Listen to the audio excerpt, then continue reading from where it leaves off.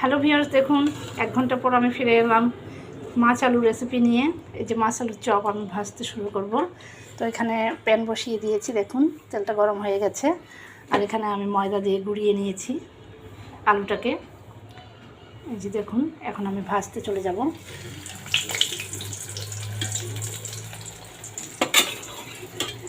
মাছ তো অনেক ভিটামিন, তার সাথে আলু আরও ভিটামিন। তো এটা একটা রুচিকর খাবার, মুখে রুচি এনে দেয়।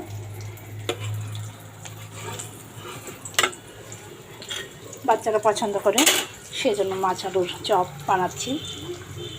এই যে দেখুন,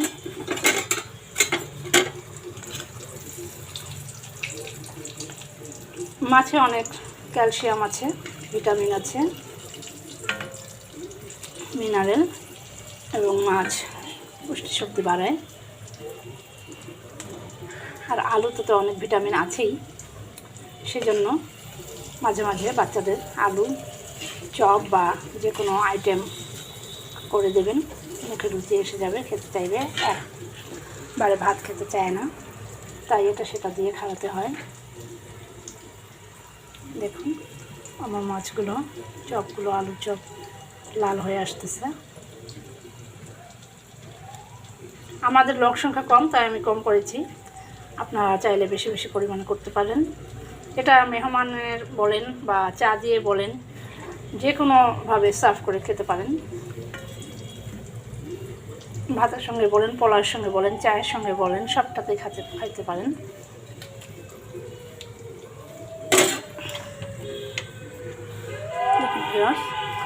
লাল হয়ে আসছে আমার মাছের চপটা।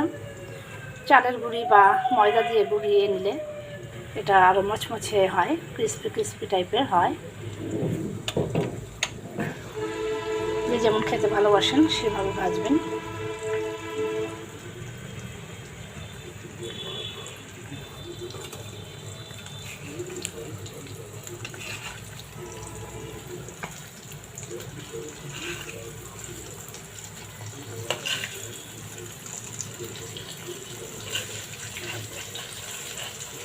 আমি এপিট ওপিট করে ভেজে নিচ্ছি।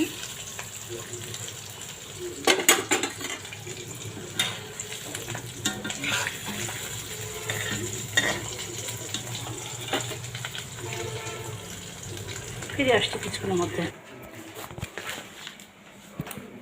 তো হ্যালো ভিউয়ার্স, হয়ে গেল আমার মাছ আলুর চপের রেসিপিটা।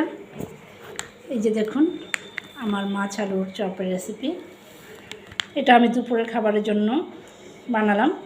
এই যে দেখুন কেমন ক্রিস্পি হয়েছে।